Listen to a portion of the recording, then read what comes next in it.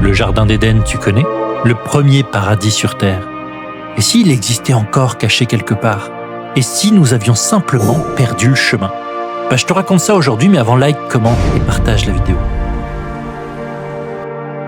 Alors au commencement du monde, après que Dieu eut séparé le jour de la nuit et que la terre eut pris forme, il planta un jardin. Pas un symbole, un lieu, en Orient, quelque part entre les grands fleuves du Tigre et de l'Euphrate. Un territoire choisi, traversé par un fleuve unique qui se divisait en 4 bras puissants pour irriguer les terres alentours. Le jardin fut appelé Éden, un ancien nom qui évoquait l'abondance et la fertilité. On y trouvait des arbres majestueux chargés de fruits éclatants, des terres riches en or, des pierres précieuses, une nature dense, immense, presque parfaite. Et au centre de ce jardin se dressaient 2 arbres.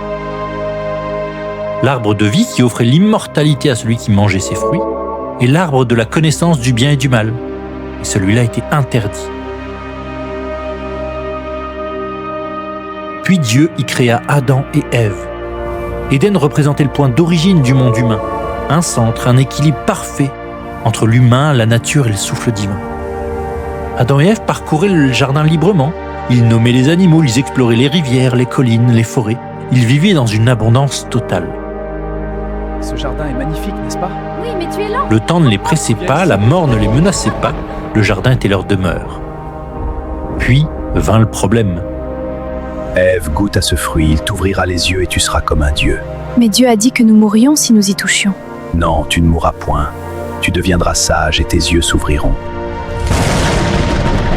Le fruit de la connaissance fut goûté. Adam et Ève furent expulsés du jardin. L'accès à l'arbre de vie leur fut retiré. Éden devint alors un lieu interdit. Un ange gardien fut placé à son entrée pour garder le passage.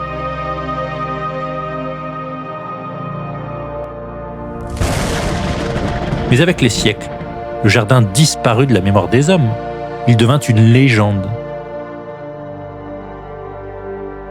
Des générations d'explorateurs tentèrent de le situer dans les plaines antiques de Mésopotamie, peut-être sous les eaux du golfe Persique engloutis par la montée des mers, ou vers les montagnes d'Arménie, là où naissent les fleuves. Certains le cherchèrent même en Afrique, d'autres imaginèrent un territoire retiré du monde visible. Car pour certains, Éden existe toujours. Un sanctuaire intact, protégé, hors de portée. Un lieu où l'arbre de vie se dresse encore. Et depuis des millénaires, l'humanité marche avec une seule nostalgie. Retrouver son chemin.